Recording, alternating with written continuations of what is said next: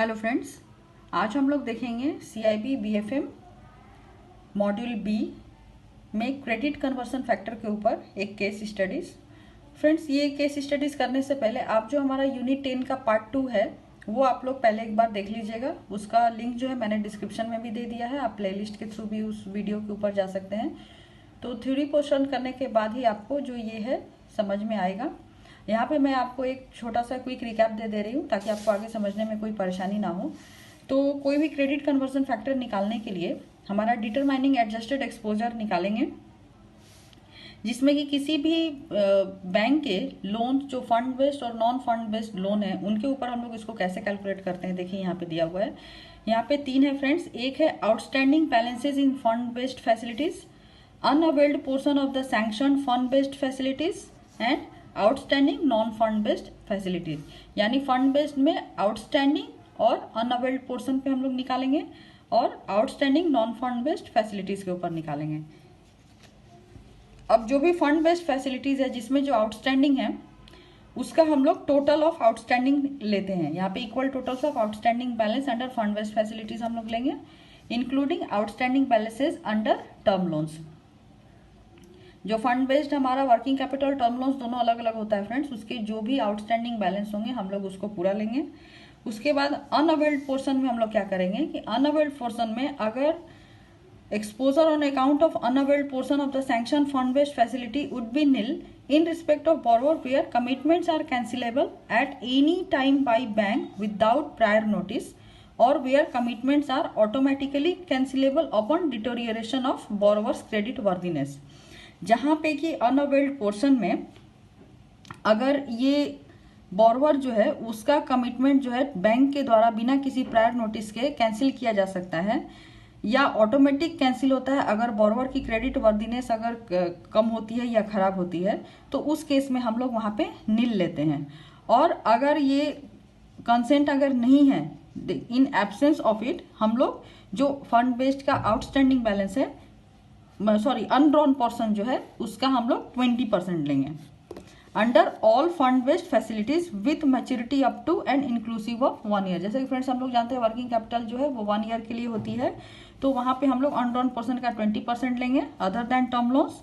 अब term loan के case में हम लोग क्या करेंगे, टर्म लोन का जो अनड्रॉन पोर्शन है तो जो विद इन 1 ईयर के अंदर ड्रॉन होगा उसका हम लोग 20% लेंगे और जो आफ्टर 1 ईयर ड्रॉन होगा उसमें हम लोग उसका 50% लेंगे।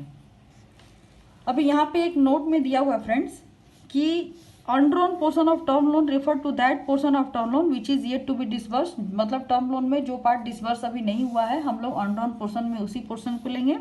Where a term loan is to be disburse in phase and subsequent phases would be disbursed only after confirmation, consent, approval to be received from sanctioning authority. Loans to be disbursed under subsequent phases may not be treated as undrawn portion of term loan, as bank may not disburse the term loan। जैसे कि housing loan होता है जिसमें हम लोग stage disbursement करते हैं friends, तो वहाँ पे क्या होता है कि जो फेज जो है डिसबर्स नहीं की गई है बोरोवर को, उस फेज को डिसबर्स करने के लिए हम हमेशा बोरोवर से एक कंफर्मेशन लेटर या कंसेंट लेटर या अप्रूवल लेते हैं और जो सैंक्शनिंग अथॉरिटी होती है वो इसको बोरोवर से लेने के बाद लोन को डिसबर्स करती है। तो जो केसेस में हम लोगों ने अभी डिसबर्स नहीं किया है उस पोर्शन को हम लोग अनड्रॉन पोर्शन में ट्रीट नहीं करेंगे।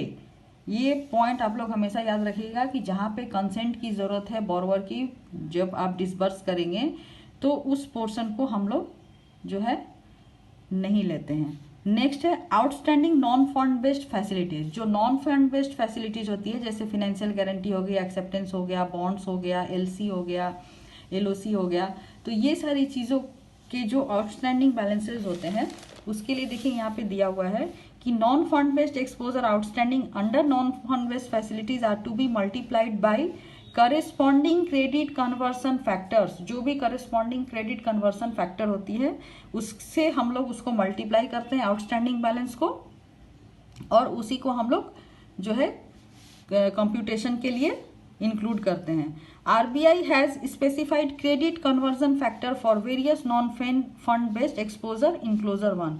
आरबीआई जो है फ्रेंड्स वो नॉन फंड बेस्ड एक्सपोजर के लिए अलग अलग एक्सपोजर के लिए अलग अलग क्रेडिट कन्वर्जन फैक्टर जो है वो उसने बना के रखा है। तो बुक में ये इनक्लोजर 1 में दिया है। तो ये इसको फ्रेंड आप एक बार पार्ट 2 देख लीजिएगा चैप्टर 10 का, तो आपको ये पूरा अच्छे से समझ में आ जाएगा। यहाँ पे मैंने क्विक रिकैप दिया है। अब चलिए इसके ऊपर हम लोग एक केस स्टडीज बनाते हैं। तो देखिए फ्रेंड्स, यहाँ पे क्वेश्चन है कि international bank is having following loan accounts. एक इंटरनेशनल बैंक है जिसके पास एक लोन अकाउंट है। क्या क्या है लोन अकाउंट? वो a cash credit accounts in favour of a medium enterprise where sanction limit is ₹100 lakhs which is not unconditionally cancellable. जो कैश क्रेडिट अकाउंट है मीडियम इंटरप्राइज का, उसका 100 लाख का लिमिट है, जहां पे की कंडीशन क्या है, ये कैंसिलेबल जो है नहीं है, ठीक है। And where the drawn portion is ₹60 lakhs and the undrawn portion is ₹40 lakhs। Drawn portion उसका कितना है, 100 lakhs में उसने 60 lakhs विड्रॉ कर लिया है और 40 lakhs जो है वो अभी विड्रॉ करना बाकी है। सेकेंड है उसका टर्म लोन है। एक टर्म लोन कितने का है, 700 करोड़ का है। तो 700 करोड़ जो है उसको सैंक्शन किया गया है लार्ज प्रोजेक्ट के लिए, जो कि डिफरेंट स्टेजेस में उसको विड्रॉ करना है। और ये कितने स्टेज में विड्रॉ होगा, 3 years में, जिसमें कि ₹150 करोड़ जो है वो स्टेज 1 में उसको डिसबर्स होगा, 200 करोड़ स्टेज 2 में डिसबर्स होगा और 350 करोड़ जो है वो स्टेज 3 में डिसबर्स होगा। Where the borrower needs the banks explicit approval for draw down under stages 2 and 3 after completion of certain formalities. यहाँ पे कि बोरोवर को जो है बैंक्स अप्रूव करेगा डिफरेंट स्टेजेस को ड्रॉ करने के लिए, जो कि स्टेज 2 और 3 जो है वो कब ड्रॉ कर सकता है, after completion of certain formalities. मतलब यहाँ पे उसको कंडीशन दिया गया है कि वो तभी विड्रॉ करेगा जब बैंक जो है उसको अप्रूव करेगा विड्रॉ करने के लिए।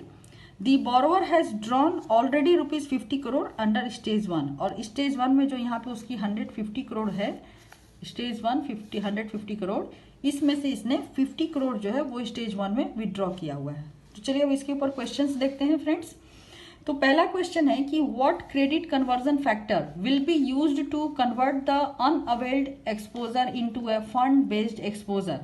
तो फ्रेंड्स, अभी जैसे मैंने आपको क्विक रिकैप में बताया कि जो हमारा फंड बेस्ड एक्सपोजर होता है, तो अवेल्ड के ऊपर हम लोग 100% विड्रॉ करते हैं, 100% लेते हैं, और अनअवेल्ड पोर्शन के ऊपर हम लोग 20% लेते हैं। और 20% कहाँ लेंगे, जहाँ पे कि कैंसिलेबल जो कंडीशन है वो अगर है तो हम लोग वहाँ पे नील लेंगे, और अगर कैंसिलेबल कंडीशन वहाँ पे नहीं है तो हम लोग 20% लेंगे। तो यहाँ पे देखिए क्वेश्चन में लिखा हुआ है कि यहाँ पे विच is not unconditionally cancellable, which is not unconditionally cancellable, तो इसलिए यहाँ पे हम लोग 20% लेंगे। तो अब जो उसका अनड्रॉन पोर्शन है वो 40 lakhs है और ड्रॉन पोर्शन 60 lakhs है। तो इस पे हम लोग टोटल एक्सपोजर जो है वो कितना लेंगे, 60 lakhs का हम लोग पूरा 100% लेंगे और 40 lakhs का हम लोग 20% लेंगे। तो यहाँ पे हम लोगों को सिर्फ पूछ रहा है कि हम लोगों को कितना एक्सपोजर लगाना है, तो हम लोगों का जो एक्सपोजर होगा वो 20% होगा। तो credit conversion factor would be 20% since the cash credit facility is renewable once in a year. अब सेकेंड क्वेश्चन है, for the undrawn portion of ₹40 lakhs the risk weight value will be. तो friends, जो हमारा 40 lakhs का exposure है, अनड्रॉन portion है, उसके ऊपर हम लोग कितना परसेंटेज ले रहे थे, क्रेडिट कन्वर्जन फैक्टर 20% ले रहे थे। तो यहाँ पे CCF 20% है, तो RW जो होगा 40 lakhs का 20% होगा, तो 40 मल्टीप्लाइड बाई 20/100। तो इसको हम लोग सॉल्व करेंगे तो हमारा RW जो है वो 8 lakhs रुपीज आएगा। नेक्स्ट क्वेश्चन है कि on the term loan for application of credit conversion factor the undrawn portion will be taken into account for. अभी टर्म लोन पे है, एप्लीकेशन जो होगा CCF का अनड्रॉन पोर्शन के ऊपर हम लोग किस चीज के ऊपर लेंगे, जो कि अनड्रॉन पोर्शन है। फर्स्ट स्टेज के अनड्रॉन पोर्शन पे लेंगे, सेकेंड और थर्ड स्टेज पे लेंगे, या फिर तीनों ही स्टेजेस पे लेंगे, या फिर पूरे अमाउंट के ऊपर लेंगे। तो फ्रेंड्स, यहाँ पे देखिए जो क्वेश्चन है, क्वेश्चन में क्लियरली लिखा हुआ है कि बोरोवर जो है उसको अप्रूवल लेना होगा बैंक का जब वो डिफरेंट स्टेजेस ड्रॉ करेगा स्टेज 2 और 3 में, वो after completion of certain formalities, यानी कि यहाँ पे उसको कंडीशन दिया गया है। तो इसीलिए सेकेंड और थर्ड के ऊपर जो है हम लोग कोई भी क्रेडिट कन्वर्जन फैक्टर जो है नहीं लेंगे, सिर्फ हम लोग फर्स्ट के ऊपर लेंगे। फर्स्ट के ऊपर भी जो उसका अनड्रॉन पोर्शन है 50 करोड़ उसके ऊपर लेंगे, और अनड्रॉन पोर्शन जो है 150 माइनस 50 यानी 100 उसके ऊपर लेंगे। 100 करोड़ के ऊपर हम लोग 100% लेंगे, और 50 करोड़ के ऊपर अगर ये विद इन 1 ईयर का है तो हम लोग 20% लेंगे, मोर देन 1 ईयर है तो हम लोग उसके ऊपर 50% लेंगे। तो यहाँ पे देखिए दे रहा है कि since the second and third year draw down is based on permission of the bank for RW purpose the first stage undrawn portion only will be taken, यानी कि हम लोग सिर्फ फर्स्ट स्टेज का ही लेंगे, तो हमारा आंसर होगा 1 first stage only. Next question है कि on the term loan for application of CCF the undrawn amount that will be taken into account is. Term loan के लिए जो CCF एप्लीकेशन हम लोग लेंगे तो अनड्रॉन अमाउंट हमारा कौन सा होगा जिसके ऊपर हम लोग CCF एप्लीकेबल है। 700 करोड़, 550 करोड़, 150 करोड़, 100 करोड़। तो फ्रेंड यहाँ पे सेकेंड और थर्ड स्टेज तो हम लोग ले नहीं रहे हैं, इसलिए हम लोग उसकी बात नहीं करेंगे, हम लोग सिर्फ फर्स्ट स्टेज की बात कर रहे हैं। तो फर्स्ट स्टेज जो है यहाँ पे देखिए दे रहा है कि since the second and third year draw down is based on permission of the bank for RW purpose the first stage undrawn portion only will be taken which is ₹150 minus 50 equal to 100 crore. यानी कि जो हम लोग अनड्रॉन portion है 50 करोड़ तो उसने withdraw कर लिया है फर्स्ट स्टेज में, तो 150 माइनस 50 100 करोड़ जो अनड्रॉन पोर्शन हमारा है उसको हम लोग लेंगे। तो हमारा अनड्रॉन पोर्शन फर्स्ट स्टेज में कितना है 100 करोड़ है, तो CCF जो है कैलकुलेट होगा अनड्रॉन पोर्शन के ऊपर 100 करोड़ के ऊपर। अभी नेक्स्ट क्वेश्चन है कि if stage 1 is scheduled to be completed within 1 year the CCF value of undrawn amount of ₹100 crore shall be. First stage का शेड्यूल जो है बोल रहा है विद इन 1 ईयर कंप्लीट हो जाएगा, तो यहाँ पे क्रेडिट कन्वर्जन फैक्टर जो है अनड्रॉन वैल्यू 100 करोड़ है उसके ऊपर कितना होगा।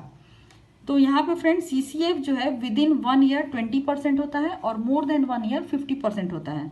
तो हम लोग 100 करोड़ के ऊपर जो है 20% का CCF लेंगे, तो CCF equal to 100 into 20 divided by 100, तो इसका जो वैल्यू आएगा दैट इज 20 करोड़। तो 20 करोड़ जो है वो हम लोग अनड्रॉन पोर्शन का लेंगे। नेक्स्ट जो है next question, if stage 1 is scheduled to be completed in a period of more than 1 year what will be the credit conversion factor value. अब दे रहा है कि अगर फर्स्ट स्टेज जो है 1 साल से ज़्यादा का होगा तो वहाँ पे क्रेडिट कन्वर्जन फैक्टर जो है वो कितना लगेगा। तो क्रेडिट कन्वर्जन फैक्टर जो है अनड्रॉन पोर्शन के ऊपर मैंने आपको बताया था फ्रेंड्स कि अगर 1 साल के अंदर है तो हम लोग 20% लेंगे, 1 साल से ज़्यादा है तो 50% लेंगे। तो अब यहाँ पे 1 साल से ज़्यादा के लिए बात कर रहा है तो हम लोग 100 करोड़ जो उसका अनड्रॉन पोर्शन है उसके ऊपर 50% का कैलकुलेशन करेंगे। तो 100 करोड़ का 50% आएगा 50 करोड़, तो यहाँ पे हमारा आंसर होगा 50 करोड़। यहाँ पे एक क्वेश्चन में एक्स्ट्रा आपको बता रही हूँ फ्रेंड्स, अभी अगर क्वेश्चन आ जाए कि जो उसका ड्रॉन पोर्शन है ड्रॉन पोर्शन के ऊपर कितना क्रेडिट कन्वर्जन फैक्टर होगा, तो यहाँ पे जो उसका ड्रॉन पोर्शन है टर्म लोन का उसने 50 करोड़ विड्रॉ किया है। देखिए 50 करोड़ जो है उसने ड्रॉ किया हुआ है, तो इसके ऊपर हम लोग 100% लेंगे, तो 50 करोड़ का जो है वो 50 करोड़ ही होगा क्रेडिट कन्वर्जन फैक्टर। तो फ्रेंड्स आई होप आपको क्रेडिट कन्वर्जन फैक्टर के ऊपर ये जो केस स्टडीज़ है वो अच्छे से समझ में आया होगा। अगर आपके कोई क्वेश्चंस हैं तो आप कमेंट बॉक्स में उसको पूछ सकते हैं, मैं उसको रिप्लाई करूंगी। और इसी के साथ हमारा क्रेडिट कन्वर्जन फैक्टर के ऊपर ये केस स्टडीज़ यहीं खत्म होता है। तो आपको अगर हमारा वीडियो अच्छा लग रहा है तो आप हमारे वीडियो को लाइक करिए, शेयर करिए, सब्सक्राइब करिए। नेक्स्ट वीडियो में हम लोग कुछ और केस स्टडीज़ के साथ मिलेंगे। और फ्रेंड्स अभी एग्ज़ाम की डेट जो है वो IIBF कभी भी अनाउंस कर सकता है, तो आप लोग तैयारी अभी सीरियसली शुरू कर दीजिए और जितना ज़्यादा से ज़्यादा हो प्रैक्टिस करिए। प्रैक्टिस करने से पहले आप कंसेप्ट क्लैरिटी के लिए जितने भी थ्योरी पोर्शन के मेरे वीडियोस हैं उनको ज़रूर देखिए। और अगर आपको कोई भी क्वेश्चन है, कोई क्वेरी है तो आप उसको कमेंट बॉक्स में कमेंट करिए। तो नेक्स्ट वीडियो में हम लोग कुछ और केस स्टडीज़ के साथ मिलेंगे। तो तब तक के लिए keep watching our channel and thank you for watching this video.